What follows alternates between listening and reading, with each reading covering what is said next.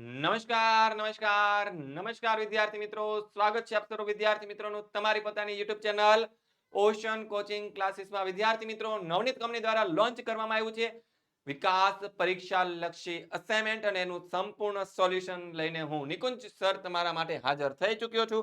તો વિદ્યાર્થી મિત્રો, ધોરણ 10 સામાજિક વિજ્ઞાન વિષય એનો વિભાગ સી અને પ્રકરણ નંબર 4 અને 5 તેનું આજે આપણે સંપૂર્ણ સોલ્યુશન જોવાના છીએ.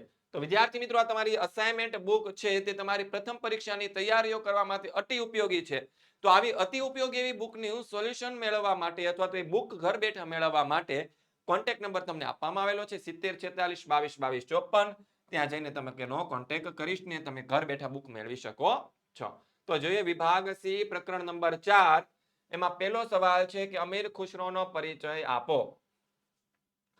તો જોઈએ અમીર ખુશરો છે કયા સમયમાં થઈ ગયો. પહેલો મુદ્દો આપણો એ બને ભાઈ સલ્તનત કાળનો સૌથી મોટો સાહિત્યકાર હતો. કયા કાળનો? તો કે ભાઈ સલ્તનત કાળનો પહેલો મુદ્દો. પછી બીજો મુદ્દો, તે કવિ, ઇતિહાસકાર, સંગીતકાર અને રહસ્યવાદી સંત હતો. શું હતો? તો કે એક તો કવિ હતો, પછી ઇતિહાસકાર હતો,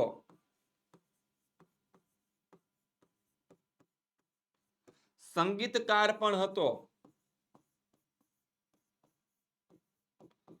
અને રહસ્યવાદી સંત. એટલે કે એનું જીવન આખું રહસ્યથી ભરેલું છે. રહસ્યવાદી સંત પણ હતો. પછી તે કોનો શિષ્ય હતો? તો કે સુપ્રસિદ્ધ હઝરત નિઝામુદ્દીન ઓલિયા. કોનો? હઝરત નિઝામુદ્દીન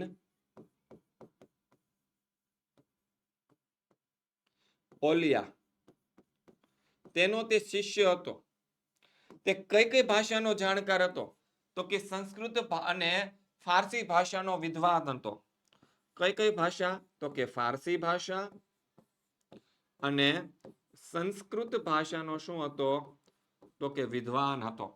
આસિકા નૂર કિરાતુલ સદાયન તેની કૃતિઓ છે. આ બધી કૃતિઓ નામ યાદ રાખવાની છે. આસિકા નૂર કિરાતન સદાયન. બરાબર છે. આ ઉપરાંત તેને અનેક કાવ્ય ગ્રંથો પણ રચ્યા છે. અમીર ખુશરો ભારતીય હોવાનો ગર્વ હતો. તે ભારતને પૃથ્વી ઉપરનું સ્વર્ગ માનતો હતો. શું છે?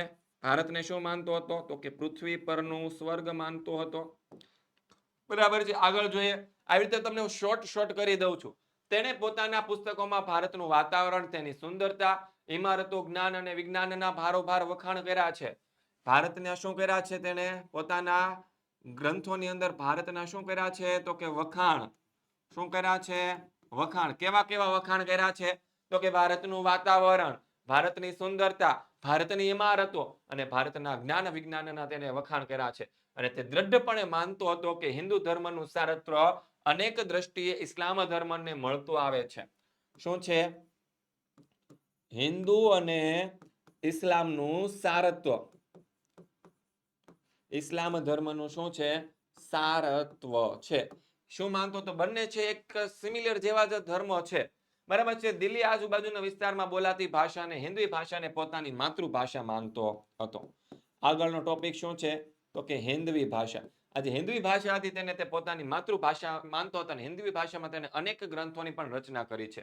તેને હિન્દી અને ફારસીનું મિશ્રણ કરીને દ્વિભાષી ચોપાઈ અને દોહા પણ રચ્યા છે. કઈ બે ભાષા? હિન્દી અને ફારસી ભાષાનું શું કર્યું છે? મિશ્રણ કર્યું છે. અને શું કર્યું છે? દ્વિભાષી ચોપાઈઓની દોહાની રચના કરી છે. દ્વિભાષી ચોપાઈ અને દોહા. જો અહીંયા આપણને દ્વિભાષી કીધું. શું કીધું? દ્વિભાષી કીધું. તો દ્વિભાષી એટલે કેટલી ભાષા થઈ? બે. તો એ બે ભાષા કઈ હતી? તો કે ફારસી ભાષા હતી. અને બીજી કઈ ભાષા હતી? તો કે હિન્દી ભાષા હતી. બરાબર છે. આ બંને ભાષાનું તેને મિશ્રણ કર્યું અને શું કર્યું? અનેક ચોપાઈ અને દોહાનું રચન કરી છે. વિદ્યાર્થી મિત્રો, ધોરણ 10 ની અંદર અભ્યાસ કરવા માટે ગુજરાતની સારામાં સારી બેચ કઈ? એવો વિષય આવતો હશે, એવો પ્રશ્ન થતો હશે તો એ બેચ છે બ્રહ્માસ્ત્ર બેચ. કઈ બેચ છે? બ્રહ્માસ્ત્ર બેચ. અને બ્રહ્માસ્ત્ર બેચ 2026 ની અંદર તમારે જોઈન થઈ જવાનું છે. બહુ જ ઓછી પ્રાઇસમાં તમને આ બેચો મળે છે. માત્ર 499. ઇંગ્લિશ, ગણિત, વિજ્ઞાન અને ઇંગ્લિશ, ગણિત, વિજ્ઞાન માત્ર 499 અને સામાજિક વિજ્ઞાન વિષય છે 199 વિષય. ₹99 બરાબર છે વિદ્યાર્થી મિત્રો. તો આપણે આ બ્રહ્માસ્ત્ર બેચની અંદર તમે ફટાફટ જોઈન્ટ થઈ જાજો. અને વિદ્યાર્થી મિત્રો આજે બ્રહ્માસ્ત્ર બેચ છે એની અંદર તમને લાઈવ ક્લાસ દ્વારા ભણાવવામાં આવે છે. તમારા ડાઉટનું સોલ્યુશન કરવામાં આવે છે. તમારા જે પ્રશ્નો છે એનું સોલ્યુશન કરવામાં આવે છે. તમને વોટ્સઅપ સપોર્ટ મળે છે, તમને પીડીએફ નોટ્સ મળે છે. બરાબર છે. આ સિવાય બીજી ઘણી બધી વસ્તુ છે તમને અહીંથી મળી રહેવાની છે. તો વિદ્યાર્થી મિત્રો આપણા બ્રહ્માસ્ત્ર બેચની અંદર તમારે જોઈન થઈ જવાનું છે. ગણિત, અંગ્રેજી, વિજ્ઞાનનો કોર્સ વિદ્યાર્થીઓ છે તમે ખરીદો છો તો તમને સામાજિક વિજ્ઞાન વિષયનો કોર્સ એની સાથે ફ્રીમાં મળી જવાનો. ઓફર ઓફર ઓફર જ છે ભાઈ, લૂંટી જ લેજો. ઓફરની અંદર જ છે બધી વસ્તુ. બરાબર છે. એવરગ્રીન ઓફર છે, ગમે ત્યારે લ્યો. સામાજિક વિજ્ઞાન તમને ફ્રીમાં મળશે. આગળ જોઈએ આગળનો સવાલ. મહાકાવ્ય તરીકે રામાયણ અને મહાભારતની રચના કરો. તો રામાયણ અને મહાભારત ભારતના શું છે? તો કે બે મુખ્ય મહાકાવ્યો છે. તો પહેલો મુદ્દો આપણો થઈ ગયો. શું થઈ ગયો ભાઈ? મહાકાવ્યો છે. કયા કાવ્યો છે? તો કે મહાકાવ્યો છે ભારતના. આ બંને મહાકાવ્યોની રચનામાં સેંકડો વર્ષ ગયા હતા અને ઈસવીસનની બીજી સદીમાં આ મહાકાવ્યોનું વર્તમાન સ્વરૂપ આવ્યું હતું. કેટલા વર્ષો લાગ્યા હતા? તો કે સેંકડો વર્ષો લાગ્યા હતા. અત્યારે આપણે જે મહાભારત અને રામાયણ જોઈએ છે તે ક્યારનું છે? તો કે ઈસવીસનની બીજી સદીની અંદર તેનું ઓરિજિનલ રૂપ આપણને મળ્યું હતું, જે અત્યારે આપણે ભણીએ છીએ. બરાબર છે. મહાકવિ વાલ્મીકી રચિત રામાયણ એક મહાન સાહિત્ય કૃતિ છે. હવે રામાયણની રચના કોણે કરી હતી? તો એનો જવાબ આવશે રામાયણની રચના છે. શું લખી દેવાનું? રામાયણની રચના. રામાયણની રચના કોણે કરી? તો કે વાલ્મીકીએ કરી. આગળનો મુદ્દો ઋષિ વાલ્મીકી. બરાબર છે. તે મહાભારત કરતા કેવું છે? ઘણું નાનું છે. હવે રામાયણની અંદર શેનો કોનો વાત થાય છે? તો કે અયોધ્યાના રાજા રામચંદ્રજીના જીવન પ્રસંગની કથા છે. તેમાં અનેક દિલચસ્પ ઘટનાઓ અને સાહસોનું વર્ણન કરવામાં આવ્યું છે. અને બીજું કોણ છે? તો કે ભાઈ મુનિ વેદવ્યાસ રચિત મહાભારત છે તે વિશ્વનો સૌથી મોટો કાવ્ય ગ્રંથ છે. શું છે? વેદવ્યાસે કોની રચના કરી હતી? મહાભારતને. તે વિશ્વનો સૌથી મોટો કાવ્ય ગ્રંથ છે. તેમાં લગભગ 1 લાખ જેટલા શ્લોકો છે. કેટલા શ્લોકો છે? 1 લાખ કરતા પણ વધારે શ્લોકો છે. મહાભારતનો મુખ્ય મુદ્દો શું છે? તો કે મહાભારતનો મુદ્દો કોનો છે? તો ભાઈ કૌરવો અને પાંડવ વચ્ચે થયેલા યુદ્ધમાં. આ યુદ્ધમાં ઘણી બધી નાની મોટી વાર્તાઓ પણ જોડી દેવામાં આવેલી છે. જો અહીંયા મુદ્દા કરતા જાઉં છું. ભારતના અમૂલ્ય વારસામાં શ્રીમદ ભગવદ્ ગીતાનો પણ સમાવેશ થાય છે. તેમાં જ્ઞાન, કર્મ, ભક્તિ અને મોક્ષ પ્રાપ્તિ ત્રણેયના માર્ગોનું વિવેચન કરવામાં આવ્યું છે. અને રામાયણ અને મહાભારત ભારતના લોકોની રાષ્ટ્રીય સંપત્તિ છે. આ બંને મહાકાવ્યો સદીઓ સુધી ભારતના કરોડો લોકોના વિચારો અને સાહિત્ય સર્જન પર શું કરી છે? ગાઢ અસર કરેલી છે. જો તમને 3 માર્ક્સની અંદર પૂછાય ને, 3 માર્ક્સની અંદર જો આ સવાલ પૂછાય ને તો તમારે 6 મુદ્દા તો ઓછામાં ઓછા લખવા જ પડે. કેટલા મુદ્દા લખવા પડે? 6 મુદ્દા તો તમારે ઓછામાં ઓછા લખવા જ પડે. 1 2 3 4 5 6. 6 તો અહીંયા થઈ ગયા. બરાબર છે. બાકી 9 લખો તો વાંધો નહીં. એમાં આ લખી શકાય, પછી આ આવે, પછી આ મુદ્દો ન લખો તો પણ ચાલે, આ પણ ન લખો તો ચાલે. બરાબર છે. એક આ લખી દેવાનો અને આ લખી દેવાનો. બરાબર છે. એટલા મુદ્દા 8 9 મુદ્દા લખો એટલે તમને 3 માર્ક્સ બેઠા મળી જાય. કેટલા માર્ક્સ બેઠા મળી જાય? 3 માર્ક્સ તમારા બેઠા. તમારા ક્યાંય જાતા નથી. આ 2 મુદ્દા નહીં લખો ને તો પણ તમારો 1 માર્ક્સ નહીં કપાય. આગળ જોઈએ ગુજરાતની ગદ્ય પદ્ય સાહિત્ય વિશે નોંધ લખો. ભાઈ ગુજરાતમાં છે આદિકવિ નરસિંહ મહેતાના ભક્તિ યુગથી છે ગુજરાતમાં સાહિત્ય ભાષાના પદ્ય સાહિત્યનો પ્રારંભ થયો હતો. ક્યારથી પ્રારંભ થયો હતો? તો કે નરસિંહ મહેતાના ભક્તિ ગીતોથી. પહેલો મુદ્દો લખતો નથી, ખાલી યાદ રાખજો. જે અંડરલાઈન કરું ને એટલું યાદ રાખવાનું છે. પછી નરસિંહ મહેતાથી દયારામ સુધીનો સમય મધ્યયુગનો કહેવાય છે. જો નરસિંહ મહેતાએ જ્યાંથી પદ રચવાની શરૂઆત કરી ત્યાંથી દયારામ જ્યાં સુધી હતા એ સુધીનો સમયગાળો શું કહેવાય છે? તો કે મધ્યયુગનો સમયગાળો ગણાય છે. હવે આમાં મધ્યયુગના સમયગાળા દરમિયાન કોણ કોણ થઈ ગયું ને એને કયા કયા ગદ્ય પદ્ય સાહિત્યની રચના કરી? તો મીરાબાઈના પદો, અખાના છપ્પા, પ્રેમાનંદના આખ્યાનો, ધીરા ભગતની કાફી, ભોજા ભગતના ચાબખા, પ્રીતમના પદો, શામળ ભટ્ટના છપ્પા અને ભાલણના આખ્યાન અને દયારામની ગરબીઓ. આ મધ્યયુગની પદ્ય સાહિત્યનું સમૃદ્ધ બન્યું હતું. અને કવિ દયારામ ગયા પછી નર્મદ દલપતરામથી અર્વાચીન ગુજરાતી સાહિત્ય ગણાય છે. નર્મદ અને દલપતરામથી કયા સાહિત્યની શરૂઆત થાય છે? તો કે અર્વાચીન ગુજરાતી સાહિત્યની શરૂઆત થાય છે. આગળ જોઈએ અર્વાચીન યુગમાં કયા કયા કવિઓ થઈ ગયા તો ભાઈ બળવંતરાય, કવિ બળવંતરાય કા ઠાકોર, નરસિંહ રાવ ભોળાનાથ દિવેટિયા કા કલાપી, બાલશંકર કંથારિયા, મણિભાઈ નથુભાઈ દ્વિવેદી, નાલાલાલ પંડ્યા, ઉમાશંકર જોશી, સુંદરમ, આ બધા પદ્ય સાહિત્યને સમૃદ્ધ બનાવ્યું હતું. અને અર્વાચીન સમયમાં નર્મદ, નવલરામ, કિશોરલાલ મશરૂવાલા, મહિપત રામ, રૂપરામ, ગોવર્ધન રામ ત્રિપાઠી, પન્નાલાલ પટેલ, ઈશ્વર પેટલીકર, ચંદ્રકાંત બક્ષી, આ બધા સાહિત્યકારોએ ગદ્ય સાહિત્યને સમૃદ્ધ બનાવ્યું છે. પછી ભારતમાં વેદો કેટલા છે ને કયા કયા છે તે સમજાવો. તો ભારતમાં 4 વેદો છે, ઋગ્વેદ, યજુર્વેદ, સામવેદ અને અથર્વવેદ. હવે એમાં જે ઋગ્વેદ છે ને તેને ભારતીય સાહિત્યનો પ્રાચીનતમ ગ્રંથ છે. કેવો ગ્રંથ છે? પ્રાચીનતમ ગ્રંથ છે. તેને 10 ભાગમાં વહેંચવામાં આવ્યો છે. બીજું શું યાદ રાખવાનું? 10 ભાગમાં વહેંચાયેલો અદ્ભુત ગ્રંથ છે. તેની અંદર 1028 ઋચાઓ છે. કેટલી ઋચાઓ છે? 1028 ઋચાઓ છે. તેમાંથી મોટા ભાગની ઋચાઓ કોને? તો કે દેવોને લગતી સ્તુતિઓ એટલે કે પ્રાર્થના છે. સ્તુતિનો અર્થ શું થાય? સ્તુતિનો અર્થ થાય પ્રાર્થનાઓ છે. શું છે? પ્રાર્થનાઓ છે. તેમાંથી ઉષાને સંબોધન કરતી કેટલીક સ્તુતિઓ કેવી છે? મનોહર છે. ઉષા એટલે શું થયું? તો કે સવાર. શું? ઉષા એટલે કે સવાર. યજુર્વેદ યજ્ઞનો વેદ કહેવાય. જો પેલો આપણે ઋગ્વેદ જોઈ લીધો, હવે યજુર્વેદ જોઈએ. યજુર્વેદને કેનો વેદ કહેવાય છે? તો કે યજ્ઞનો વેદ કહેવાય છે. તે ગદ્ય અને પદ્ય સ્વરૂપમાં છે. કયા સ્વરૂપમાં છે? યજુર્વેદ છે ગદ્ય અને પદ્ય બંને સ્વરૂપમાં છે. તેમાં યજ્ઞના મંત્રો છે, યજ્ઞની ક્રિયાઓ અને વિધિઓ દર્શાવવામાં આવી છે. હવે જો એમાં શું છે? યજ્ઞના શું આપેલા છે આપણને? મંત્ર તો આપી દીધા, હાલો મંત્ર આ બોલવાના, પણ એની વિધિ કઈ રીતે કરવાની એ પાછું ગદ્ય સ્વરૂપમાં લખાયેલું છે. બરાબર છે? એટલે યજ્ઞની ક્રિયાઓ અને વિધિઓ દર્શાવવામાં આવેલી છે. સામવેદમાં ઋગ્વેદની ઋચાઓનું ગાન કરવાની વિધિ દર્શાવેલી છે. ત્રીજો વેદ છે સામવેદ. તો એમાં શું આપેલું છે આપણને? ઋગ્વેદની જે ઋચાઓ છે એને કઈ રીતે ગાવી, કયા તાલમાં ગાવી, કયા લયમાં ગાવી એની વિધિઓ દર્શાવી છે. આ શ્લોક અને રાગના લય સાથે ગાવામાં આવે છે. તેથી સામવેદને શું કહેવાય છે? તો કે સંગીતની ગંગોત્રી કહેવામાં આવે છે. શું કહેવામાં આવે છે? સંગીતની ગંગોત્રી કહેવામાં આવે છે. અથર્વવેદમાં અનેક પ્રકારના કર્મકાંડો અને સંસ્કારોનું વર્ણન છે. અનેક પ્રકારના કર્મકાંડો અને સંસ્કારો. બાળકનો જન્મ થાય હિન્દુ ધર્મની અંદર, હિન્દુ સાહિત્ય પ્રમાણે, તો એને અલગ અલગ સંસ્કારો આપવામાં આવતા હોય. એ સંસ્કારો અલગ અલગ કર્મકાંડો અને અલગ અલગ ક્રિયાઓ કરવામાં આવતી હોય. બરાબર છે? એ બધી વસ્તુનું વર્ણન છે. વિદ્યાર્થી મિત્રો, જો તમે વિકાસ પરીક્ષા લક્ષ્ય અસાઇનમેન્ટનું સોલ્યુશન જોઈ રહ્યા છો તો તમારે એની સોલ્યુશનની પીડીએફ પણ જોતી હશે. તો એ પીડીએફ તમને મળશે ક્યાંથી? તો કે આપણી ઓશન કોચિંગ ક્લાસીસ નામની એપ્લિકેશનમાંથી. તો અત્યારે જ ડાઉનલોડ કરી લો આપણી ઓશન કોચિંગ ક્લાસીસ નામની એપ્લિકેશન. બરાબર છે?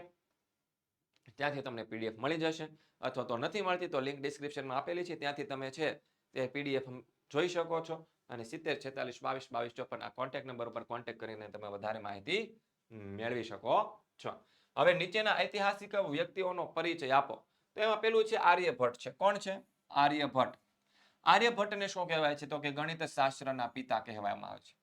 તેમણે શૂન્યની શોધ કરી હતી, દશાંશ પદ્ધતિની શોધ કરી હતી. અને આર્યભટ્ટિયમ અને 10 ગીતિકા, આર્ય સિદ્ધાંત નામના ગ્રંથો રચ્યા હતા. કેટલા ગ્રંથો રચ્યા હતા? 3. આર્યભટ્ટિયમ, 10 ગીતિકા અને આર્ય સિદ્ધાંત. અને તેમણે સાબિત કર્યું હતું કે પૃથ્વી પોતાની ધરી ઉપર ફરે છે અને ચંદ્ર પૃથ્વીનો પડછાયો પડે છે, તેથી ચંદ્રગ્રહણ થાય છે. શું સાબિત કર્યું હતું? પૃથ્વી પોતાની ધરી ઉપર ફરે છે અને ચંદ્રનો પડછાયો પૃથ્વી ઉપર પડે છે, તેથી પૃથ્વી પર શું થાય છે? ચંદ્રગ્રહણ થાય છે. બીજું આપણને આપ્યું છે મહર્ષિ ચરક. તો મહર્ષિ ચરક ભારતીય વૈદિક શાસ્ત્રના મહાન પ્રણેતા હતા. તેને લખેલો ગ્રંથ એટલે કે ચરક સંહિતા નામનો ગ્રંથ, જેની અંદર શું છે? 2000 ઉપરાંત વનસ્પતિના ઔષધિઓનું વર્ણન કરવામાં આવેલું છે. પછી છે વરાહમિહિર. કોણ છે? વરાહમિહિર. તો એ વરાહમિહિર હતા તે મહાન ખગોળવેત્તા હતા અને જ્યોતિષ શાસ્ત્રી હતા. તેમણે બૃહદ સંહિતા નામનો ગ્રંથ લખ્યો હતો. કયો ગ્રંથ લખ્યો હતો? બૃહદ સંહિતા નામનો ગ્રંથ લખ્યો હતો. તેમણે જ્યોતિષશાસ્ત્ર અને તંત્ર, હોરા અને સંહિતા એમ 3 ભાગમાં વહેંચેલું છે. કેટલા ભાગમાં વહેંચેલું છે? 3 ભાગમાં. તંત્ર, હોરા અને સંહિતા. બરાબર છે? આગળ જોઈએ ગણિત શાસ્ત્ર ક્ષેત્રે આર્યભટ્ટે કરેલી શોધો. તો આર્યભટ્ટ છે પ્રાચીન ભારતના મહાન ગણિત શાસ્ત્રી હતા, એ તો આપણને ખબર જ છે. તેને જે ગ્રંથો લખ્યા, આર્યભટ્ટિયમ નામનો પ્રસિદ્ધ ગ્રંથ રચ્યો હતો. બરાબર છે? હવે તેને મહત્વની શોધ કઈ કરી હતી? એક તો શૂન્યની શોધ કરી હતી, પાઈની કિંમત 22/7 અને 3.14 થાય છે. એ શોધ કોને કરી? આર્યભટ્ટે કરી. પછી ગોલકના પરિઘ અને વ્યાસના ગુણોત્તરને દર્શાવતો અચલાંક કયો છે? તો કે પાઈ છે. શું છે? તો કે પાઈ છે. અચલાંક દર્શાવતો પાઈ છે. તેની શોધ કરી હતી. ભાગાકાર, ગુણાકાર, સરવાળા, બાદબાકી, વર્ગમૂળ, ઘનમૂળ આવી અષ્ટાંગ પદ્ધતિઓની શોધ પણ આર્યભટ્ટે કરી હતી. જ્યોતિષ શાસ્ત્રના મૂળ સિદ્ધાંતોની શોધ કરી હતી. પૃથ્વી પોતાની ધરી પર ફરે છે અને ચંદ્રગ્રહણ છે તે ચંદ્રના પડછાયાને કારણે થાય છે. તો એવું આર્યભટ્ટે સૌપ્રથમ સાબિત કર્યું છે. તેમણે અંકગણિત, બીજગણિત અને રેખાગણિતના મૂળભૂત પ્રશ્નોના ઉકેલો પણ શોધ્યા હતા. પછી આગળ જોઈએ વાસ્તુશાસ્ત્રના પ્રણેતાઓ કોણ છે? તો કે વાસ્તુશાસ્ત્રના પ્રણેતાઓ કઈ કઈ વાસ્તુશાસ્ત્રમાં કઈ કઈ બાબતોનો સમાવેશ થાય છે? તો બ્રહ્મા, નારદ, બૃહસ્પતિ, ભૃગુ, વશિષ્ઠ, વિશ્વકર્મા છે એ વાસ્તુશાસ્ત્રના પ્રણેતા ગણાય છે. દેવોના પ્રથમ સ્થપતિ એટલે કે આર્કિટેક્ટ કોને માનવામાં આવે છે? તો કે વિશ્વકર્મા અને વાસ્તુશાસ્ત્રને 8 ભાગમાં વહેંચ્યું હતું. કેટલા ભાગમાં વહેંચ્યું હતું? 8 ભાગમાં. વાસ્તુશાસ્ત્રમાં મુખ્યત્વે શું હોય? તો કે રહેઠાણની જગ્યા હોય. મંદિર ક્યાં રાખવાનું? મહેલ કેવો હશે? અશ્વશાળા ક્યાં હશે? નગર, દુકાન, કારખાના વગેરેની રચના કેવી રીતે કરવી તેમજ કઈ દિશામાં કરવી, આવી બધી બાબતોનો સિદ્ધાંત છે તે વાસ્તુશાસ્ત્રની અંદર દર્શાવવામાં આવ્યો છે. આ ઉપરાંત વાસ્તુશાસ્ત્રમાં ઘર બનાવવા માટેની જગ્યાની પસંદગી કરવાની, ઘરના અલગ અલગ આકારો, ઘરની રચના, ઘરની અંદરની ગોઠવણી, દેવ મંદિર, બ્રહ્મસ્થાન, ભોજન કક્ષ, શયનખંડ, દૈનિક કાર્ય માટેના સ્થાનો, આ બધી માહિતીનો સમાવેશ શેમાં થાય છે? તો કે ભાઈ આમાં થાય છે. આમાં એટલે કે વાસ્તુશાસ્ત્રમાં થાય છે. બરાબર. ટૂંક નોંધ લખો. પ્રાચીન ભારતનું ખગોળશાસ્ત્ર. તો કે પ્રાચીન ભારતે ખગોળ વિદ્યામાં આપેલું પ્રદાન નીચે પ્રમાણે છે. બધા શાસ્ત્રોમાં ખગોળશાસ્ત્ર સૌથી પ્રાચીન શાસ્ત્ર છે. બધા જ શાસ્ત્રોમાં ખગોળશાસ્ત્ર કેવો છે? તો કે સૌથી પ્રાચીન શાસ્ત્ર છે. ભારતની પ્રાચીન વિદ્યાપીઠોમાં ખગોળશાસ્ત્રનો પદ્ધતિસરનો ઊંડો અભ્યાસ કરાવવામાં આવતો હતો. પ્રાચીન વિદ્યાપીઠોમાં કઈ? તો કે ખગોળશાસ્ત્રનો પદ્ધતિસરનો અભ્યાસ કરાવવામાં આવતો હતો. પછી ગ્રહો અને તેમની ગતિ, નક્ષત્ર, અવકાશીય ગ્રહો પરથી ગણતરી કરીને ખગોળને લગતી માહિતી એકત્રિત કરવામાં આવતી હતી. મહાન ખગોળવેત્તા જ્યોતિષશાસ્ત્રી વરાહમિહિરે તેના પંચસિદ્ધિકા નામના ગ્રંથમાં જ્યોતિષ અને ખગોળશાસ્ત્ર વિશે આપણને પ્રમાણભૂત ઘણી બધી માહિતીઓ આપેલી છે. પછી ગ્રહો પરથી જ્યોતિષ શાસ્ત્ર શું કરવામાં આવતું હતું? ફલિત કરવામાં આવતું હતું. ગુપ્ત યુગના મહાન ખગોળશાસ્ત્રી હતા જેનું નામ હતું આર્યભટ્ટ. તેને સૌપ્રથમ પ્રતિપાદિત એટલે કે સાબિત કર્યું છે કે પૃથ્વી પોતાની ધરી ઉપર ફરે છે અને ચંદ્રગ્રહણ તેના પૃથ્વીના પડછાયા વડે થાય છે. વિદ્વાનો આ બાબતને અજરભર કહેતા હતા. અને ખગોળ વિજ્ઞાન છે તે આર્યભટ્ટનું પ્રદાન છે તે યોગદાન છે તે ભારતના પ્રથમ ઉપગ્રહનું નામ છે તે શું રાખવામાં આવ્યું હતું? તો કે આર્યભટ્ટ રાખવામાં આવ્યું હતું. અને બ્રહ્મગુપ્ત નામના બ્રહ્મ સિદ્ધાંત નામનો ગ્રંથ લખ્યો હતો.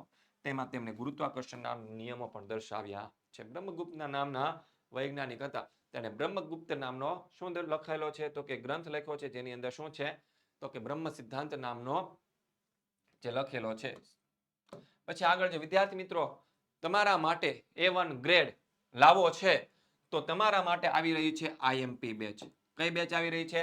આઈએમપી બેચ આવી રહી. ખાલી અત્યારે તમે યાદ રાખજો આઈએમપી બેચ આવી રહી છે. અને આઈએમપી બેચ ક્યારે આવશે, શું આવશે, એની પ્રાઇસ શું હશે, તમે કેવી રીતે જોઈન્ટ થઈ શકો છો, આ બધી બાબતો જો તમારે જાણવી હોય તો આપણે જે આ વોટ્સઅપ ગ્રુપ છે આપણા ચેનલનું વોટ્સઅપ ગ્રુપ ઓશન કોચિંગ ક્લાસીસનું તેની અંદર તમારે જોઈન્ટ થવું પડશે. શું કરવું પડશે? જોઈન્ટ થવું પડશે. તો તમારા ધોરણના વધારે અપડેટ મેળવવા માટે વોટ્સઅપ ગ્રુપની અંદર જોઈન્ટ થઈ જાઓ અને લિંક નીચે તમને ડિસ્ક્રિપ્શનમાં આપવામાં આવેલી છે. અને કોર્સને લગતી વધારે માહિતી જો તમારે જોતી હોય તો 70 46 22 22 54 આ કોન્ટેક્ટ નંબર ઉપર તમે કોન્ટેક્ટ કરીને વધારે માહિતી મેળવી શકો છો. મળીએ છીએ નેક્સ્ટ વિડીયોની અંદર. ત્યાં સુધી જય હિન્દ, જય ભારત.